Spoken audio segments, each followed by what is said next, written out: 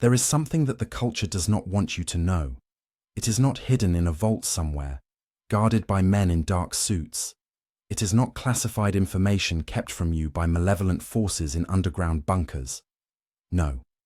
What the culture does not want you to know is something far more intimate, far more immediate than any government secret. It is something you carry with you every waking moment, something that sits at the very center of your experience, humming like a tuning fork struck against the fabric of reality itself. And that something is this: your fear is not your enemy. Your fear is a message.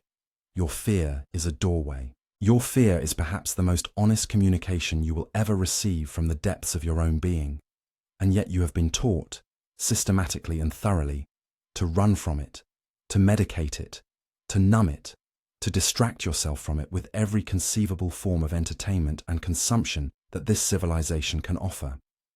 Consider for a moment the architecture of the modern world. Consider the screens that glow in every room, the notifications that punctuate every silence, the endless scroll of images and sounds designed specifically to capture your attention and hold it hostage. Ask yourself, what is all of this protecting you from? The obvious answer is boredom, loneliness, the discomfort of an unoccupied mind. But go deeper. Beneath the boredom, beneath the loneliness, there is something else. There is a trembling at the edge of awareness, a whisper from the void that says, "You are not what you think you are. Your life is not what you have been told it is, and everything you have built, every identity you have constructed, every story you tell yourself about who you are and why you are here, all of it is standing on foundations far more fragile than you have ever dared to admit. This is what fear guards. This is the territory that fear patrols with its vigilant anxiety.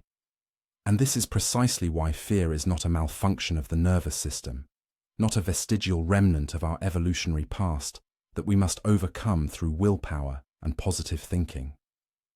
Fear is intelligence. Fear is the organism's honest assessment of the situation. And the situation, if you are willing to look at it clearly, is this: you are a temporary configuration of matter and energy, a brief eddy in the cosmic river, a pattern that emerged from mystery and will dissolve back into mystery. You do not know where you came from. You do not know where you are going. You do not even know, with any certainty, what you are in this present moment.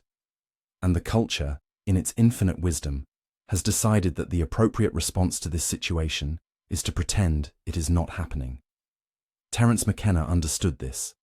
He understood it not as an intellectual proposition to be debated in seminars and academic conferences, but as a lived reality, a truth that he encountered again and again in the strange spaces opened up by the psychedelic experience. What McKenna discovered in those spaces was not comfort. It was not reassurance. It was not the soothing message that everything is going to be all right, and you can go back to your regularly scheduled programming. What he found was something far more challenging and far more valuable. He found that the universe is not indifferent to your awakening. He found that there are intelligences, forces, presences, call them what you will, that are actively interested in the expansion of human consciousness. And he found that these forces often communicate through the very thing we have been trained to avoid at all costs, the experience of fear itself. Think about what happens when you encounter something truly unknown. Not the manufactured excitement of a horror film, where the fear is safely contained within the frame of entertainment. Not the anxiety of a job interview or a difficult conversation, where the stakes are social and the territory is familiar. I am talking about the encounter with genuine novelty, the moment when reality itself seems to crack open and reveal dimensions you never suspected were there. In that moment, fear arises. It arises automatically, involuntarily, as a signal from the depths of your being. And everything in your conditioning tells you to pull back, to close down, to retreat to the safety of the known. But here is the secret that the shamans have always known, that the mystics have always known, that anyone who has ventured into the deeper waters of consciousness has discovered for themselves. The fear is not a stop sign. The fear is a marker. It is telling you that you have arrived at the edge of your current understanding, the boundary of your constructed world. And what lies beyond that boundary is not destruction, not annihilation, not the catastrophe that your nervous system anticipates. What lies beyond is transformation. What lies beyond is a larger version of yourself that your current self cannot imagine and therefore interprets as death. This is the great misunderstanding at the heart of the human condition. We believe that our fear is trying to protect us from something dangerous, and in a sense, it is. But the danger it is protecting us from is not physical harm. The danger is ontological. The danger is the dissolution of everything we think we know about ourselves and reality. And this dissolution, far from being something to avoid, is precisely what is needed for genuine growth to occur. You cannot become more than you are without first releasing your grip on what you currently are. You cannot expand into new dimensions of being while clinging desperately to the old ones. And the fear that arises at the threshold of transformation is simply the ego's recognition that it is about to lose its monopoly on your identity. McKenna spoke often about the heroic dose, that threshold quantity of a psychedelic substance that guarantees a complete dissolution of ordinary reality. He emphasized the heroism not as machismo, not as reckless bravado, but as an acknowledgement that what is required to genuinely explore consciousness is courage of the highest order. Because what you encounter when you push past the fear, when you refuse to turn back at the first sign of strangeness, is not nothing. It is not merely the flickering hallucinations of a chemically altered brain. It is something. It is an intelligence, a presence, a communicating other that has been waiting for you to arrive. And this is perhaps the most radical claim that the psychedelic experience puts forward. That fear is not the sentinel guarding an empty room. Fear is the gatekeeper of a populated realm. There is something on the other side of your terror, and it wants to speak with you. It has been trying to speak with you your entire life, through dreams and synchronicities, and those strange moments of déjà vu that you quickly dismiss and forget. But fear has been an effective barrier, keeping you safely enclosed within the boundaries of consensus reality, preventing you from receiving the message that the universe has been broadcasting on frequencies just beyond the range of ordinary perception. What is this message? What does the other want to communicate?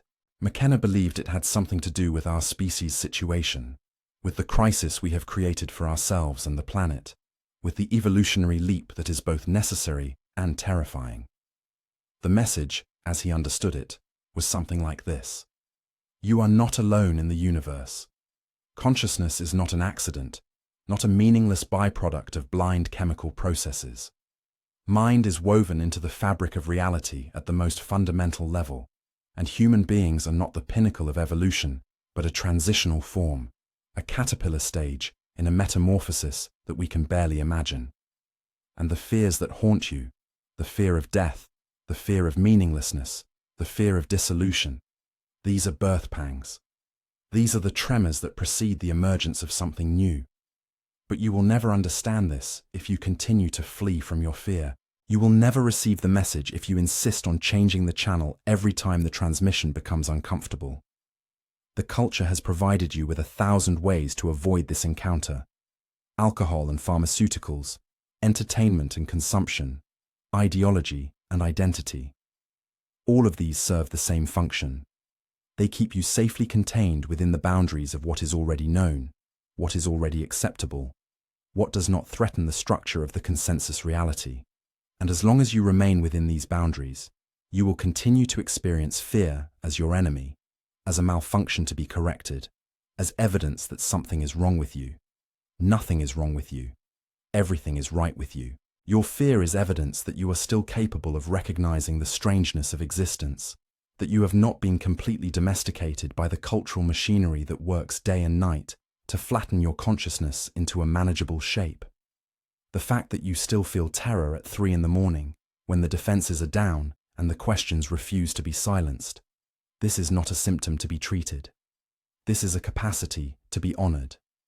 This is the part of you that knows, despite everything, that the story you have been told about reality is incomplete. And now comes the difficult part. Now comes the invitation that most people will refuse. The invitation is this: turn toward your fear. Do not try to overcome it, transcend it, or transform it into something more palatable. Simply turn toward it. Look at it directly. Ask it what it wants. Ask it what it is guarding. Ask it what lies on the other side of its fearsome appearance. This is not easy. Everything in your conditioning will resist this movement. The voice in your head will generate 1,000 reasons why this is dangerous, irresponsible, foolish. But that voice is not your friend. That voice is the internalized representative of a culture that is terrified of consciousness, terrified of genuine exploration, terrified of anything that might disturb the comfortable sleep in which it has invested so much. The shamanic traditions understood this. They built entire cultures around the practice of confronting fear, of journeying into the dark territories of the psyche and returning with gifts for the community. They knew that the young person who had not faced their terror remained a child, regardless of how many years passed. They knew that wisdom was not accumulated through reading and study alone, but through the direct encounter with forces that exceeded the capacity of the rational mind to comprehend. And they knew that fear was not an obstacle to this encounter, but its very entrance. We have lost this knowledge. We have built a civilization dedicated to the avoidance of fear, the management of risk, the elimination of everything that might disturb the smooth functioning of the economic machine. And the result is a species that is simultaneously more comfortable and more anxious than at any point in human history. We have traded the sharp, transformative fear of genuine encounter for the dull, persistent anxiety of a life unlived. We have exchanged the terror of the unknown for the quiet desperation of the known too well. But something is shifting. Something is moving in the collective psyche that cannot be contained by the usual strategies of distraction and denial. The old certainties are dissolving: religious certainties, scientific certainties, political certainties. The stories we have told ourselves about progress and meaning and the trajectory of history are beginning to reveal their contradictions. And in this dissolution, fear is arising. Fear is arising on a global scale, manifesting as anxiety disorders and depression, as conspiracy theories and apocalyptic fantasies, as the strange sense that something enormous is about to happen. This fear is not your enemy. This collective trembling is not a sign that something has gone wrong. It is a sign that something is trying to go right. The planet is in crisis, yes. The species is in crisis, yes. But crisis, understood properly, is the prerequisite for transformation. The caterpillar does not become a butterfly through gradual improvement. It becomes a butterfly through complete dissolution, through the liquefaction of everything it was, through a process that, from the caterpillar's perspective, must look exactly like death. And so the question becomes, can you hold steady as everything dissolves? Can you resist the temptation to grasp at the old structures, the old identities, the old certainties that are crumbling all around you? Can you recognize, in this moment of maximum fear, the possibility of maximum transformation? This is what the psychedelic experience teaches. This is what every genuine spiritual tradition teaches. This is what your own deepest self, speaking through the language of fear, is trying to tell you. The fear is the message. The fear is the doorway. And everything you have been running from is, in fact, running toward you. Not to destroy you, but to remake you in the image of something vaster, stranger, and more beautiful than anything the limited self could ever imagine. But you will not discover this by turning away. You will only discover it by going through. The question that haunts the modern mind is this: why does everything feel wrong? Why, despite unprecedented material abundance, despite technological miracles that would have seemed like sorcery to our ancestors, despite the apparent triumph of reason over superstition, why does there remain this persistent sense that something essential is missing? The pharmaceutical industry has built an empire on this question, providing chemical patches for a wound whose source it refuses to investigate. The entertainment industry has built an even larger empire, offering an endless supply of distraction from an unease that no distraction can finally resolve. And still the question persists, surfacing in the quiet moments between stimulations, demanding an answer that neither chemistry nor entertainment can provide. McKenna had an answer. It was not a comfortable answer, not a reassuring answer, not the kind of answer that allows you to return to your life as it was and simply feel better about it. His answer was this: the wrongness you feel is accurate perception. Something is wrong. But what is wrong is not the world. What is wrong is the relationship between consciousness and reality that your culture has imposed upon you. You have been taught to experience yourself as a separate entity, isolated within the boundaries of your skin, adrift in a universe that is fundamentally alien and indifferent. You have been taught that your consciousness is a kind of accident, a meaningless spark thrown off by the grinding machinery of evolution, with no purpose beyond survival and reproduction. And you have been taught that fear, the fear that arises when this narrative is questioned, is simply the organism's self-protective mechanism to be managed and overcome. But what if this entire framework is a lie?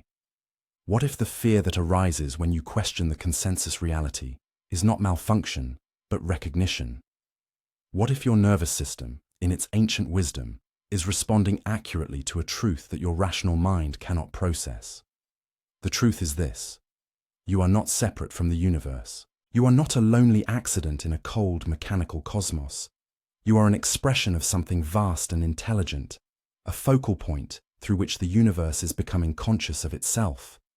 And the fear that grips you at the edge of this recognition is the death spasm of an illusion. The illusion that you are small, the illusion that you are alone, the illusion that your life has no significance beyond the brief span between birth and death. This is what the mystics mean when they speak of ego death. This is what the shamans mean when they speak of being dismembered and reassembled. This is what happens when you push past the fear instead of retreating from it. The small self, the constructed identity, the story you tell yourself about who you are, all of this dies. And in that death, something else is born. Something that has always been there, hidden beneath the noise of personality, waiting for the moment when you would be willing to let go. The psychedelic experience makes this process visible. It accelerates it, intensifies it, removes the comfortable buffer of time that normally allows us to avoid the confrontation indefinitely. In the space of a few hours, you can experience the complete dissolution of everything you thought you were, and the emergence of something you never imagined you could be. This is why McKenna called the mushroom a teacher. This is why he spoke of the plants as allies in the project of human awakening. They are not escape routes from reality. They are technologies for encountering a deeper reality, a reality that has been patiently waiting for you to arrive. But here is what the culture does not tell you. You do not need the plants to begin this work. The plants are catalysts, accelerants, but the same territory can be approached through other means. Meditation can take you there. Breathwork can take you there. Profound crisis, illness, loss, the shattering of everything you thought was solid, can take you there. And in every case, the guardian at the gate is the same. In every case, fear is the teacher, the threshold, the test that determines whether you are ready to receive what lies beyond. Think about the last time you encountered genuine fear, not the trivial anxieties of social embarrassment or financial worry, but the deep, existential trembling that arises when reality itself seems to destabilize. Perhaps it was a moment of intense grief, when the death of someone you loved tore a hole in the fabric of your ordinary existence. Perhaps it was a moment of unexpected beauty, when the world suddenly seemed too bright, too vivid, too overwhelmingly present. Perhaps it was one of those strange night hours when sleep would not come, and the questions you normally keep at bay rushed in like water through a broken dam. In those moments, what did you do? If you are like most people shaped by this culture, you sought relief. You turned on the light, the television, the phone. You called someone, not to explore what was happening, but to be distracted from it. You told yourself that this too shall pass, that things will look different in the morning, that you just need to get some rest. And the fear subsided. The membrane between you and the unknown resealed itself, and you returned to the familiar world, unchanged, still the same person you were before the veil briefly lifted. This is what the culture trains you to do. This is the survival skill that modern civilization teaches above all others: how to manage fear without transformation, how to soothe anxiety without addressing its source, how to return to sleep after briefly waking up. And it works, in a sense. You can live an entire life this way, avoiding the edge, staying safely within the boundaries of the known. But there is a cost. The cost is that the message never gets delivered. The invitation never gets accepted. The being you could become remains forever potential, forever unrealized, forever waiting on the other side of a door you refuse to open. McKenna understood that fear is information, like pain, like hunger, like the whole orchestra of sensations that guide an organism through its environment. Fear is a signal that something requires attention, and just as it would be foolish to simply medicate pain without investigating its cause, it is foolish to simply medicate fear without asking what it is trying to communicate. The culture, of course, prefers the medication approach. The culture has a vested interest in keeping you functioning, productive, docile, and genuine inquiry into the nature of fear is disruptive. It does not lead to better adjustment within the existing framework. It leads to questioning the framework itself. Consider what you are actually afraid of. Peel back the layers, move beneath the surface fears to the deeper ones that generate them. You are afraid of death. Of course you are. Everyone is. But what is death? What is it about death that terrifies the ego? It is not mere cessation. If you were simply to blink out of existence, with no awareness of the transition, there would be nothing to fear. What terrifies is the unknown. What terrifies is the dissolution of everything familiar, the journey into territory that cannot be mapped by the rational mind. And this is precisely the territory that awaits you in deep meditation, in the psychedelic voyage, in every genuine spiritual practice. This is the territory that fear guards and fear reveals. You are afraid of meaninglessness, that at the end of all your striving, all your hoping, all your loving, there will turn out to be nothing. No significance, no purpose, no grand design that makes sense of your suffering. This fear is so profound that most people cannot even look at it directly. They construct elaborate belief systems, religious, scientific, ideological, precisely to avoid this confrontation. But what if the fear of meaninglessness is not pointing to the truth? What if it is pointing to the limitation of a certain way of understanding meaning? The ego demands that meaning be something it can possess, something it can hold in its hands and say, "Here, this is why I exist." But what if meaning is not an object but a process? What if significance is not something you find, but something you create, moment by moment, through the quality of your attention and the depth of your presence? You are afraid of isolation, that despite all your relationships, all your connections, all your carefully maintained social networks, you are ultimately alone. No one can finally know you. No one can accompany you into the final solitude. This fear drives enormous amounts of human behavior, the desperate need for validation, the constant checking of devices for messages, the terror of being excluded from the group. But again, what if this fear is pointing not to a truth, but to a boundary? What if the isolation of the ego is not the final word on human connection? What if, on the other side of that fear, there is a form of union that the separate self cannot imagine? A recognition that the boundaries between you and others, between you and the world, between you and the cosmos itself, are far more permeable than you have been taught to believe. This is what the psychedelic experience reveals. This is what the mystics have been trying to tell us in every tradition, in every century, in every corner of the globe. The fear is real, but what it guards is not an abyss. What it guards is a fullness so vast, so overwhelming, that the limited self must die to receive it. And this death, this is the crucial point, is not tragic. This death is the release you have been seeking your entire life without knowing it. This death is the homecoming that your deepest self remembers, even as your conscious mind has forgotten. But the culture cannot tell you this. The culture is organized around the preservation of the ego, the maintenance of the separate self, the the careful management of fear without its transformation. The culture needs you to be afraid enough to buy the products, consume the entertainments, conform to the expectations. And so the culture offers you fear management instead of fear exploration. It offers you coping strategies instead of liberation. It offers you an endless array of techniques for staying asleep while believing you are awake.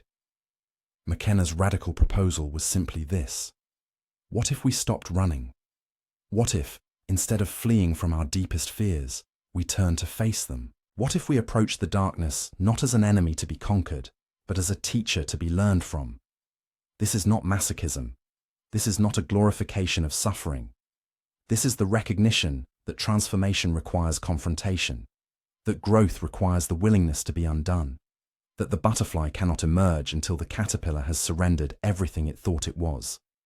The plants can help with this. The teacher plants, the allies, the sacred medicines that indigenous cultures have used for millennia. These can provide a structured context for the encounter with fear, a ceremonial container in which the dissolution can be survived and integrated. But the plants are not magic. They do not do the work for you. They simply reveal what is already present, accelerate processes that are already underway, make visible what the ego has been hiding from itself. And the confrontation they facilitate, the meeting with fear at the heart of the mystery, this can only be accomplished by you, in the privacy of your own awareness, in the solitude that no other being can finally penetrate. This is the heroic journey that every genuine spiritual tradition describes. This is the descent to the underworld and the return with boons for the community. This is the night sea journey, the dark night of the soul, the alchemical nigredo from which the gold is eventually extracted. And at the center of this journey, guarding every threshold, challenging every adventurer, is fear. Not fear as enemy, fear as initiator, fear as the one who asks, "Are you ready? Have you paid the price of admission? Are you willing to lose everything to gain what cannot be lost?" The answer, of course, is that you are never ready. Readiness is a myth perpetuated by the ego to postpone the encounter indefinitely. The ego will always find another preparation to make, another skill to acquire, another fear to process before the real work can begin. And so the masters of every tradition eventually say the same thing. Jump. The net will appear. The ground will rise to meet you. You will not be destroyed by what you fear. You will be transformed by it. But you will never know this until you stop believing the stories that fear tells about itself and walk through the doorway that has been waiting for you since the beginning. This is the invitation that the present moment extends. Not someday, not when conditions improve, not when you have achieved some imaginary state of psychological readiness. Now, in this breath, in this instant that is always and only the place where transformation can occur. The fear is here. The doorway is open, and everything you have been running from is simply waiting for you to realize that it was never chasing you at all. There is a peculiar feature of fear that most discussions of the subject overlook. Fear is not merely an emotion, it is an orientation. It is a way of standing in relation to reality, a posture that the entire organism adopts in the face of what it perceives as threat. And this orientation, crucially, determines what we are able to perceive. When you are afraid, you see the world differently than when you are calm. Details disappear, nuance collapses. The rich complexity of the moment is reduced to a simple binary, threat or not threat. This is useful, of course, when a tiger is actually chasing you. This narrowing of attention, this mobilization of resources toward a single goal, has kept our ancestors alive for millions of years. But what happens when the tiger is not external, but internal? What happens when the perceived threat is not a predator in the physical world, but a truth in the psychological or spiritual realm? What happens is that fear begins to shape reality itself. The narrowed attention, the collapsed perception, the binary thinking, all of these become habitual, chronic, the default mode of consciousness. You walk through a world of infinite depth and mystery, but you see only the surface. You encounter beings of unfathomable complexity, but you see only their utility or their danger. And the fear that was meant to be a temporary state, an emergency response to specific situations, becomes the permanent filter through which all experience is processed. This is what McKenna meant when he spoke of culture as an operating system that reduces the bandwidth of consciousness. The culture we have inherited is not neutral. It is not simply a collection of useful tools and practices that help us navigate the world. It is a fear-based system of perception, a set of filters that systematically excludes certain dimensions of reality while emphasizing others. And the dimensions it excludes are precisely those that would threaten its dominance: the mystical, the psychedelic, the numinous, the transcendent. The operating system of culture is designed to keep you safely within its parameters, and it accomplishes this primarily through the weaponization of fear. Consider how this works in practice. From earliest childhood, you are taught what to fear. You are taught that certain experiences are dangerous, certain questions are forbidden, certain states of consciousness are pathological. You are taught to fear the judgment of others, the violation of social norms, the disapproval of authority figures. You are taught to fear your own impulses, your own desires, your own capacity for wildness and ecstasy. And gradually, so gradually that you do not notice it happening, the vast territory of possible experience shrinks to a narrow corridor. You learn to walk the path that has been prepared for you, never straying beyond the invisible fences that culture has erected. And then you are told that you are free. This is the final irony, the deepest deception. The culture that has systematically imprisoned you within a fear-based reality then convinces you that this prison is freedom. You are free to choose between the options that have been pre-selected for you. You are free to express the opinions that fall within acceptable parameters. You are free to pursue happiness through channels that do not threaten the existing order. And because you have never experienced genuine freedom, the freedom that comes from dissolving the fear-based filters and encountering reality directly, you believe that this is all there is.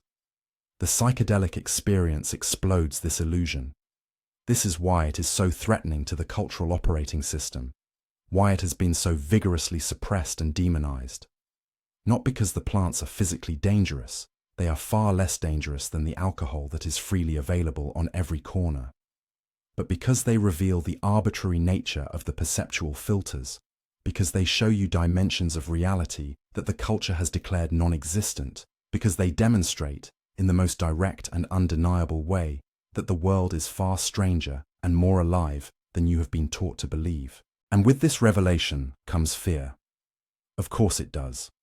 The ego, which has built its entire sense of security on the foundation of the cultural operating system, is suddenly confronted with evidence that this foundation is not solid. The map that it has been using to navigate reality is revealed to be incomplete, distorted, a cartoon version of a territory that exceeds all mapping. And the response, inevitably, is terror. The terror of groundlessness, the terror of not knowing, the terror of discovering that you are not who you thought you were, that reality is not what you were told it was, that everything is up for grabs in a way that the ego cannot tolerate. But here is the key insight, the understanding that can transform this terror from an obstacle into a vehicle. The fear is not coming from outside. The fear is not a response to something external that is threatening you. The fear is generated internally by the ego as it recognizes its own dissolution. And this means that the fear, however intense, is ultimately harmless. You can experience absolute terror, the complete conviction that you are dying, that reality is collapsing, that everything you know is being destroyed, and yet emerge on the other side not only intact, but expanded, renewed, awakened in ways you could not have anticipated. This is what the experienced psychonauts know. This is what the shamans have always known. The intensity of the fear is not proportional to the actual danger. The intensity of the fear is proportional to the magnitude of the transformation that is trying to occur. The more the ego has invested in its current structure, the more violently it will resist dissolution. And the more violently it resists, the more terrifying the process will feel. But the fear At bottom is the ego's fear for itself, its fear of losing its privileged position, its fear of surrendering its illusion of control. It is not your fear. You are not your ego. And discovering this distinction in the crucible of genuine encounter is one of the most liberating experiences available to a human being. McKenna spoke often about the importance of singing during the psychedelic experience, especially during the most intense moments, the moments when fear threatens to become overwhelming. The instruction seems almost absurdly simple, almost trivially practical, and yet it contains profound wisdom. When you sing, you are not fleeing from the fear. You are not trying to make it go away. You are moving through it, using your voice as a vehicle for the energy that the fear has mobilized. You are transforming the static electricity of panic into the flowing current of expression. And in doing so, you discover something remarkable. You are still here. The fear did not destroy you. The monsters did not devour you. You have passed through the fire and emerged, perhaps scorched, perhaps transformed, but intact in some essential way that the fear told you was impossible. This is the technology of the sacred.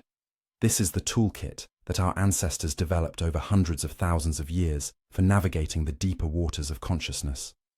The songs, the chants, the breathing techniques, the ritual containers, all of these are methods for moving through fear rather than fleeing from it. They do not eliminate the fear. That would be to miss the point entirely.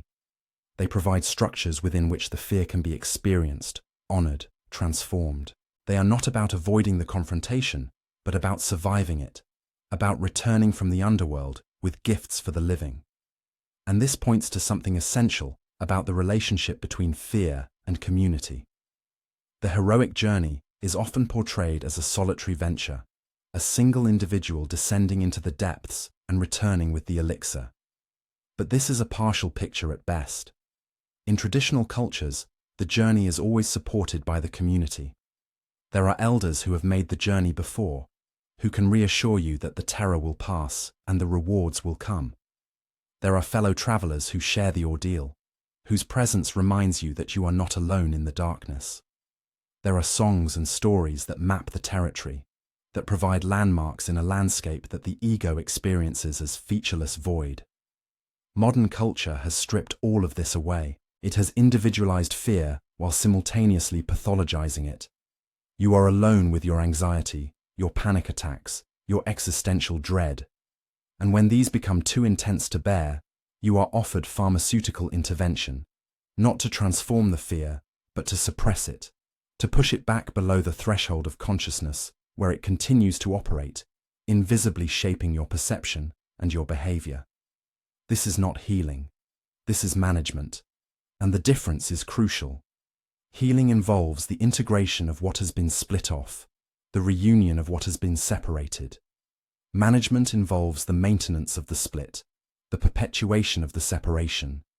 The culture offers you management because the culture is afraid of what genuine healing would reveal. It is afraid that if you actually faced your fear, actually moved through it to the other side, you would no longer be manageable. You would no longer be willing to participate in systems that are obviously insane. You would no longer accept the stories that keep the machine running. And so fear itself becomes something to fear. The meta-fear, the fear of fear, is perhaps the most effective control mechanism yet devised. You learn not only to avoid the things that frighten you, but to avoid the experience of being frightened. You numb yourself preemptively, maintain a constant low-grade sedation that prevents the intensity from building to the point where transformation might occur. And this numbing, this chronic dampening of the emotional range, is mistaken for maturity, for equanimity, for mental health. You are praised for being stable, balanced, well-adjusted, all euphemisms for the successfully suppressed. But the fear does not disappear. It simply goes underground. It operates in the shadows, shaping your choices without your awareness, building pressure that must eventually find release. And when it does release, when the dam breaks, as it eventually must, the eruption is often catastrophic. The midlife crisis, the sudden breakdown, the inexplicable impulse towards self-destruction, These are the revenge of the unlived life, the accumulated interest on the fear that was never faced. McKenna's vision offers an alternative. Not the elimination of fear, but its proper use. Not the suppression of terror, but its transformation into fuel for awakening. The fear is energy. The fear is information. The fear is a gift, however unwelcome, from the depths of your own being. And when you learn to receive this gift, when you stop treating it as a malfunction and start treating it as a message, something remarkable begins to happen. The fear becomes an ally. It begins to work with you rather than against you. It tells you where the growing edge is, where the unexplored territory lies, where the next expansion of consciousness is waiting to occur. This is the reversal that genuine spiritual work affects. The thing that was your enemy becomes your teacher. The experience you spent your life avoiding becomes the doorway to liberation. And fear, the great limiter, the prison warden of consciousness, reveals itself as the guardian of a treasure that could never be found through comfort and avoidance. You have been running from your own inheritance. You have been fleeing from the very thing that would set you free. Let us speak now of the specific fears that the culture has implanted most deeply, the anxieties that seem most natural and inevitable, but are in fact constructed, cultivated, weaponized against your own awakening. Because it is not enough to speak of fear in general terms. We must examine the particular fears that keep you bound, that prevent you from stepping through the doorway that has always been open, that convince you that what you seek is dangerous, when in fact, only the seeking itself can save you. First among these is the fear of madness. The culture has taught you that there is a clear boundary between sanity and insanity, between minds that function properly and minds that have broken down. And it has taught you to fear crossing this boundary above almost anything else. To be labeled insane is to lose everything, your credibility, your freedom, your place in the social order, and so you police yourself constantly, monitoring your own thoughts for signs of deviance, suppressing any perception that does not match the consensus, any experience that might be classified as abnormal. But what is this sanity that you guard so carefully? When you examine it closely, it begins to look suspiciously like conformity. The sane person is the person who perceives what others perceive, believes what others believe, desires what others desire.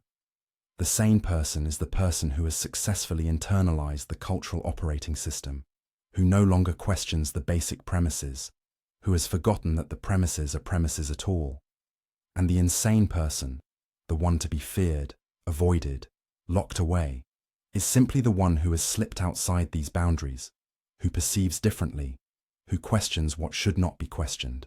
Now, it is true that some forms of psychological distress are genuine suffering to be compassionately addressed. It is true that the mind can become trapped in patterns that cause immense pain to the person experiencing them. But the category of madness, as the culture constructs it, is far broader than this. It includes anyone who has seen through the veil, anyone who has encountered dimensions of reality that the consensus denies, anyone who has returned from the depths with reports that do not match the official map.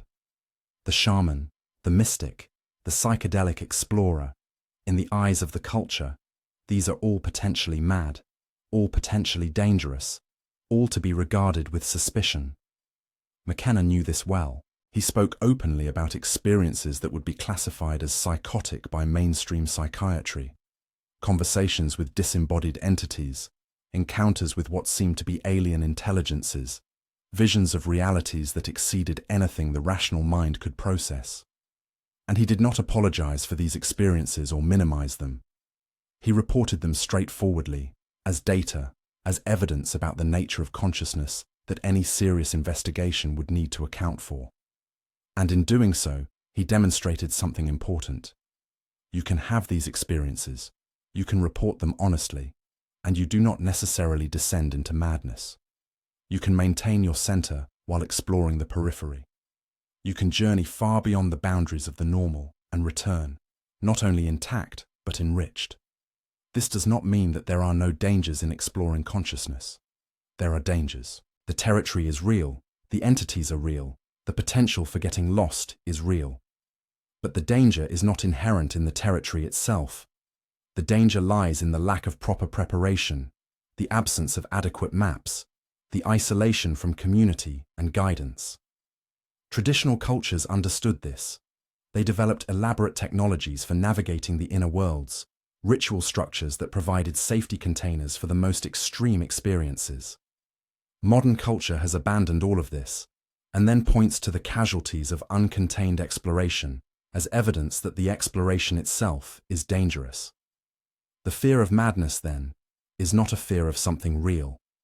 It is a fear of something constructed, a scarecrow erected at the boundary of acceptable experience to keep you from wandering beyond. And when you recognize this, when you see the scarecrow for what it is, the fear begins to loosen its grip. You realize that you can think thoughts that the culture labels dangerous, have experiences that the culture labels abnormal, and remain perfectly capable of functioning in the world. The boundary between sanity and insanity is far more permeable than you have been taught, and what lies on the other side is not chaos and dissolution, but expanded perception and deeper understanding. The second fear that keeps you bound is the fear of death. This is the big one, the fear that underlies all other fears, the anxiety that hums beneath every moment of conscious existence. You are going to die. Everyone you love is going to die. Everything you have built, achieved, accumulated will ultimately be lost. This is not a morbid fantasy or a pessimistic projection. This is simply the truth of the situation, the basic fact of existence that the culture works so hard to obscure. And yet, here is the paradox. The fear of death is also the fear of life. Because to truly live, to fully inhabit the present moment, requires the acceptance of death as the frame that gives the picture meaning. The attempt to avoid death, to push it out of awareness, to pretend that it is not the constant companion of every breath, results not in more life, but in less. It results in a kind of half-life, a muted existence in which nothing is fully felt, because to feel fully would be to acknowledge the reality of loss. The psychedelic experience brings you face to face with death, not as a concept, not as a distant event on the horizon of time, but as an immediate presence, an undeniable reality that dissolves all the ego's defenses. And in this confrontation, something remarkable can happen. The fear, instead of overwhelming you, breaks open into something else entirely. It breaks open into awe, into gratitude, into an intensity of presence that makes ordinary consciousness seem like sleepwalking. You discover that death is not the opposite of life, but its secret heart, the ground from which the figure of existence emerges. McKenna spoke of the mushroom showing him his death again and again, taking him through the dissolution, letting him experience what it is to let go completely. And he reported that these experiences, far from being traumatic, were among the most liberating of his life. They freed him from the chronic anxiety that runs beneath the surface of every life lived in denial of mortality. They gave him access to a quality of presence that is impossible when part of your awareness is always dedicated to avoiding the obvious. This is the gift that fear of death offers when you stop running from it. It teaches you how to live. Not the cautious, defended life of the ego, always calculating risks and managing threats, but the wild, abundant life of the fully present being who knows that this moment is the only moment, that this breath might be the last breath, that the preciousness of existence is inseparable from its fragility. The third fear that binds you is the fear of meaninglessness. This is perhaps the most specifically modern of the fears, the anxiety that has grown as the old religious certainties have dissolved, and the scientific worldview has revealed a cosmos apparently indifferent to human hopes and values. You are a brief accident in an infinite universe. Your life has no cosmic significance. When you die, you will be utterly forgotten, as if you had never existed at all. This is the fear that gnaws at the modern psyche, the suspicion that beneath all the business and the striving, there is nothing, no meaning, no purpose, no point. And yet, and this is crucial, the fear of meaninglessness is not a perception of truth. It is itself a construction, a particular way of framing the situation that generates despair, as inevitably as other framings generate hope or wonder. The meaningless universe is not given, it is interpreted.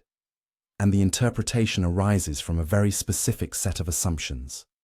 That meaning must be found rather than created, that it must be granted from outside rather than discovered within, that it must be permanent and objective rather than fluid and participatory. The psychedelic experience challenges all of these assumptions. It reveals meaning not as a rare commodity to be sought, but as the fundamental texture of conscious experience. Everything is meaningful. Everything is significant. The patterns of light on a wall, the sound of a voice, the feeling of breath moving through the body, all of this, seen clearly, is radiant with meaning that exceeds any attempt to articulate it. And this meaning is not imposed from outside. It is not granted by a deity or encoded in the structure of the cosmos. It is generated by consciousness itself, by the act of awareness that brings the world into being moment by moment. This is the secret that the fear of meaninglessness guards. You are the meaning maker. You are not a passive recipient of significance that may or may not be present in the external world. You are an active creator of meaning, a locus of interpretation through which the universe becomes aware of itself. And this creative power cannot be taken from you. It is not dependent on circumstances, not contingent on outcomes, not vulnerable to the entropy that will eventually dissolve every external structure you create. It is yours, inalienably, as long as consciousness persists. The fourth fear, and in some ways the most subtle, is the fear of the other.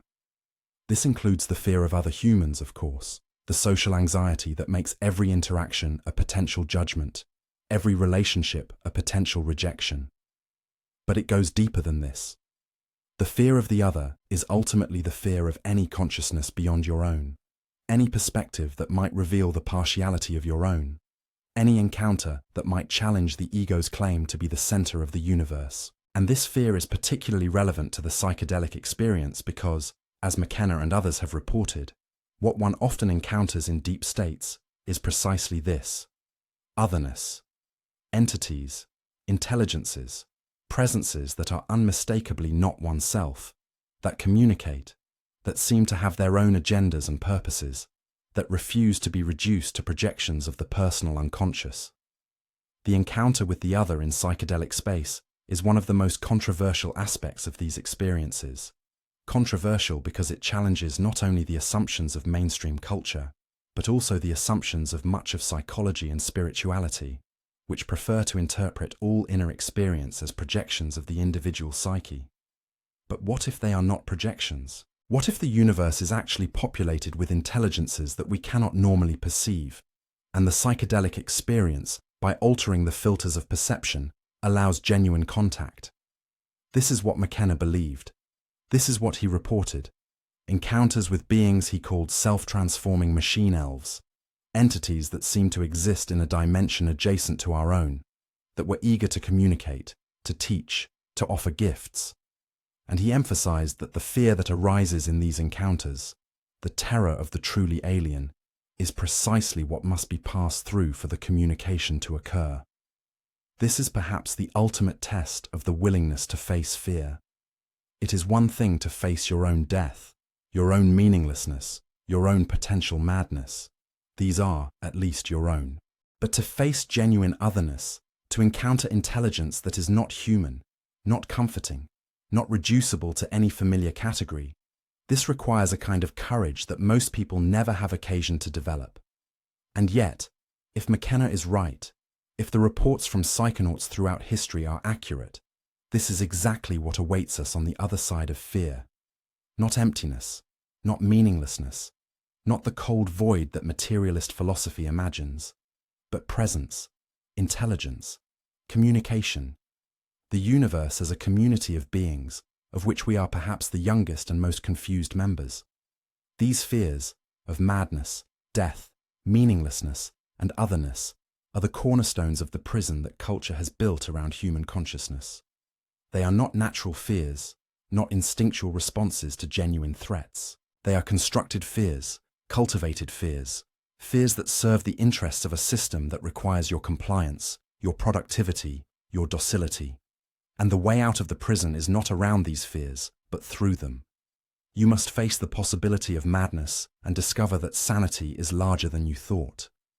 You must face the certainty of death and discover that what you are cannot die. You must face the spectre of meaninglessness and discover that you are the source of meaning. You must face the terror of otherness and discover that you are not, and have never been, alone. Now we must speak of what lies beyond. Because fear is not an end in itself. Fear is a threshold, a gateway, a test that must be passed for something else to be revealed. And what is revealed, according to those who have passed through, is not merely the absence of fear. It is not simply relief, the relaxation of tension, the return to a comfortable equilibrium. What is revealed is positive, substantial, overwhelming in its presence. It is, perhaps, the very thing that the fear was protecting, or rather, the very thing that the ego was using fear to protect itself from. McKenna called it many things. He called it the Logos, the informing voice of the cosmos, the intelligence that speaks through plant teachers and dreams, and the strange synchronicities of waking life. He called it the transcendental object at the end of time, the attractor toward which evolution is being pulled, the purpose that informs the process, even when the process seems purposeless. He called it simply the mystery, the irreducible strangeness at the heart of existence that cannot be explained away by any scientific theory or religious doctrine. What these names point to is something beyond language, beyond concepts, beyond the capacity of the rational mind to comprehend. And yet, and this is crucial, it is not beyond experience. It can be encountered. It can be known, in a way that knowing usually does not include. And the encounter, when it happens, transforms everything. It does not add new information to the existing worldview. It dissolves the existing worldview and replaces it with something radically different. Not a new set of beliefs, but a new way of being, a new mode of existence that includes the old while vastly exceeding it. This is what the mystics of every tradition have tried to describe. The kingdom of heaven, the Buddha nature, the self that is identical with Brahman, the Tao that cannot be named. These are not different things. They are different cultural packages for the same impossible gift. The recognition that what you are is not separate from what is. The boundaries that seemed so solid, between self and world, between mind and matter, between life and death, are revealed as constructs, useful fictions, temporary arrangements within a unity so profound that even the word unity fails to capture it. And fear is the guardian of this recognition. Not because the recognition is dangerous, but because the recognition annihilates everything the ego has built. The separate self, the biographical identity, the story of me and mine, none of this survives the encounter intact. And so the ego generates fear, mountainous fear, terror that seems to promise annihilation, precisely to prevent the recognition from occurring. The fear is the last defense, the final wall, the ultimate strategy of an identity that knows its days are numbered. What McKenna understood, and what he spent his life trying to communicate, is that the fear is bluffing. The terror is real, but what it threatens is not real. The annihilation it promises is annihilation of an illusion, not annihilation of what you truly are. And what you truly are, this is the liberating truth, cannot be destroyed because it was never constructed in the first place. It is not a structure that arose in time and will dissolve in time. It is the ground of time itself, the space in which all structures arise and dissolve, the awareness that witnesses even its own apparent limitations. But how do you get there? How do you pass through the fear to what lies beyond? This is the practical question, the question that all the philosophy and all the poetry ultimately must answer.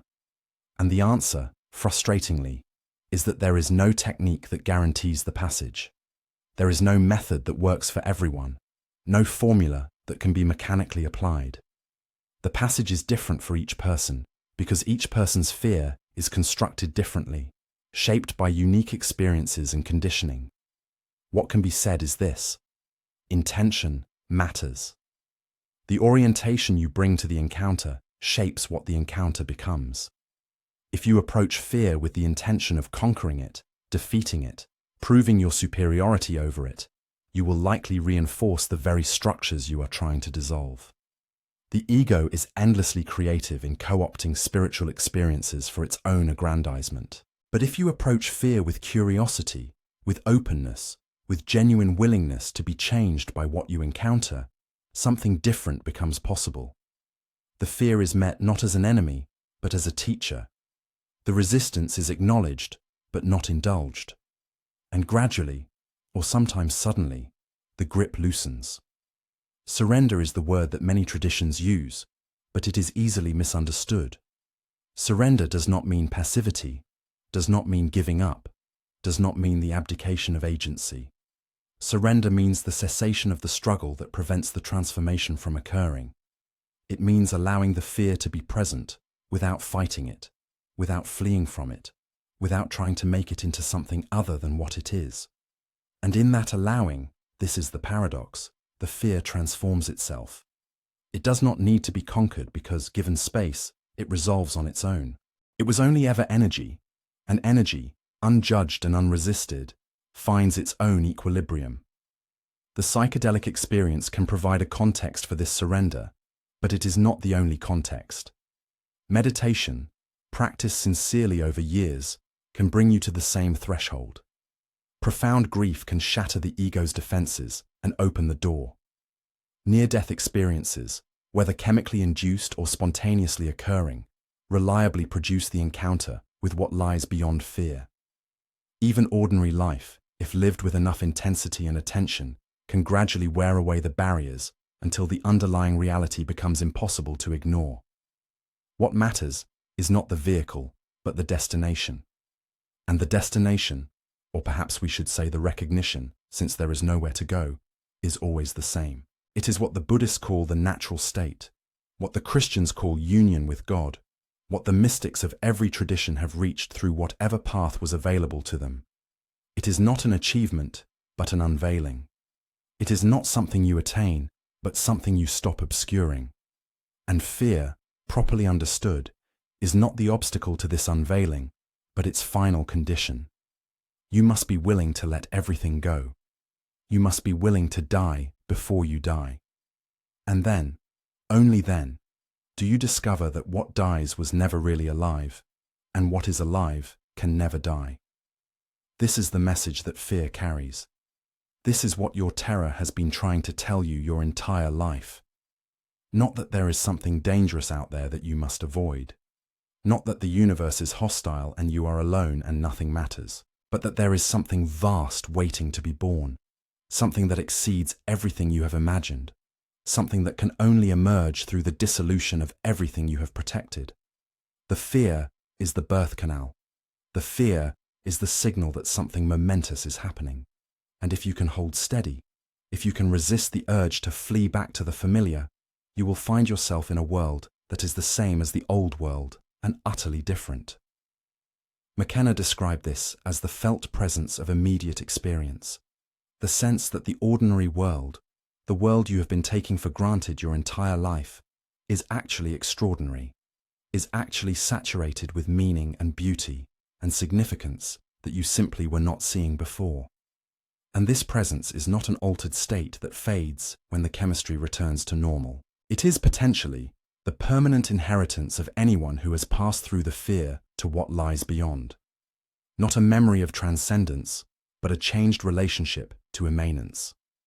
Not an escape from ordinary life, but a deepening into it. This is what the fear protects. Not emptiness, not annihilation, but fullness so complete that the ego cannot imagine it, and therefore interprets it as threat. The good news is that the ego is wrong.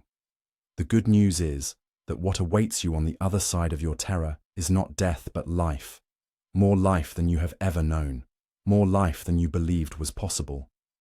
And the fear, the constant companion that has shaped so much of your existence, is not your enemy but your ally, not your jailer but your liberator, not the obstacle to awakening, but the very means through which awakening occurs. We began with fear, and we will end with something else. Not the absence of fear, but its transformation. Because the goal was never to become fearless. Fearlessness is another form of numbness, another defense against the full intensity of experience. The goal was always to change your relationship to fear, to move from being controlled by it to being informed by it, to let it become what it was always meant to be, a guide to the territories of consciousness that matter most. In traditional cultures, the person who had passed through fear was not someone who no longer felt it. That person was the shaman, the medicine man, the one who had learned to navigate the dark territories and return with gifts for the community. They still felt fear. Perhaps they felt it more acutely than those who had never made the journey. But fear had become, for them, a familiar companion rather than an overwhelming force. They knew its textures, its rhythms, its patterns of arising and dissolving. And this knowledge freed them to move through experiences that would paralyze those who had not been initiated. This is what the culture needs now. Not people who have escaped from fear into some imagined enlightened state, but people who have integrated fear, who have made it part of themselves, who can function in the presence of terror without being controlled by it. Because the human species is facing fears of unprecedented magnitude: ecological collapse, technological disruption, the potential end of everything we have built. And these fears cannot be medicated away, cannot be distracted from, cannot be managed with the usual tools. They must be faced, they must be passed through. And on the other side of them lies not merely survival, but transformation. The possibility that this crisis, like every crisis, is an opportunity for something new to be born. McKenna was not naive about this. He did not promise that everything would work out, that humanity would inevitably transcend its current predicament, that the happy ending was guaranteed. He was, in fact, quite clear that the future was uncertain, that we were at a genuine bifurcation point, that the outcome depended on choices that had not yet been made. But he was equally clear that paralysis was not an option. The worst response to planetary crisis was to curl up in fear and wait for the end. The only response that made sense was to move forward, to face what was coming, to engage with the transformation that was being demanded whether we liked it or not. And this engagement, crucially, could not be merely political, merely technological, merely a matter of rearranging the external world. The engagement had to be internal as well. The fears that were paralyzing collective action were not merely responses to external threats. They were manifestations of something deeper: the ego's fear of dissolution, the separate self's terror of surrender, the accumulated weight of a civilization that had been built on the denial of death. To address the external crisis without addressing the internal crisis was to treat the symptom while ignoring the disease. And the disease, at bottom, was always the same: the fear of what we truly are, the refusal to recognize ourselves as expressions of something vast and intelligent and evolving. The psychedelic experience for McKenna was one technology for addressing this internal crisis. It was not the only technology, and he never claimed it was. But it was a powerful one, a fast one, a technology that could, in the space of a few hours, accomplish what might otherwise take years of meditation or therapy. And the core of what it accomplished was always the same. It brought you face to face with your fear. It showed you that what you feared was not what you thought it was, and it opened the possibility of a fundamentally different relationship to existence. This different relationship is difficult to describe without making it sound either trivially obvious or impossibly exotic. It is neither. It is simply the recognition that you are not separate from what is, that your fear has been a contraction against this recognition, and that the relaxation of the fear is simultaneously the relaxation into a larger identity. You are still you. The biography continues. The personality persists. The preferences and quirks and habits remain. But they are held more lightly now, understood as expressions rather than essence, seen through even as they are engaged. And beneath them, supporting them, grounding them, is something that has no name, no form, no boundary, something that is not afraid, because it has nothing to lose. This is what fear has been trying to show you. This is the message encoded in every trembling, every anxiety, every night terror that woke you at 3 in the morning. The fear was pointing. It was always pointing toward the edge where everything you think you are ends and everything you truly are begins. And the invitation, extended in every moment, is to follow where it points. Not to eliminate the fear, not to overcome it through will or courage or spiritual attainment, but to let it lead you home. The world is in crisis. You are in crisis. This is not a problem to be solved, but a transformation to be lived. And the fear that accompanies this transformation is not a sign that something is going wrong. It is a sign that something is going right. It is the birth pang, the growing pain, the death rattle of an old form making way for a new one. And everything depends now on whether you can hold steady, whether you can resist the urge to flee back to the familiar, whether you can allow the fear to do its work. McKenna liked to say that the cost of sanity in this society was a certain level of alienation. The person who saw clearly, who had passed through the fear to what lay beyond, would inevitably find themselves out of step with a culture that was organized around the denial of what they now knew. This was not easy. This was not comfortable, but it was necessary. Necessary for the individual who wanted to live authentically, and necessary for the species that was being called to evolve. Because the fear is trying to wake you up. Everything you have been running from is trying to wake you up. The terror that grips you in the night, the anxiety that hums beneath the surface of every ordinary day, the dread that rises when you allow yourself to look clearly at the state of the world. All of this is wake-up call, alarm bell, urgent message from a reality that is trying to get your attention. And the message, finally, is not that there is something to fear. The message is that there is something to become. Something larger, stranger, more beautiful than anything the frightened self could imagine. And it is waiting, as it has always been waiting, for you to stop running and turn around. The doorway is here. It was always here. It has been here in every moment of your life, disguised as the thing you most wanted to avoid. And now, perhaps, you can see it differently. Not as a threat, not as an enemy, not as evidence that something is wrong with you or the world, but as an invitation, extended from the depths of existence itself, to come home to what you are. The fear is not your enemy. The fear is your guide. And everything you have been running from is, in fact, running toward you, not to destroy you, but to set you free. This is the secret that the shamans know. This is the message that the plants have been trying to deliver for millennia. This is what lies beyond the terror, waiting with infinite patience for you to arrive. You are not alone in the darkness.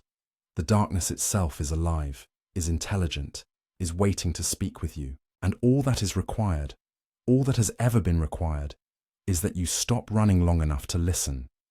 The fear will not kill you. The fear will wake you up. And what you wake up to, this is the gift that exceeds all gifts, is the recognition that you were never asleep. You were only dreaming that you were. And now, at last, the dream is ending. Welcome to the real world. It has been waiting for you.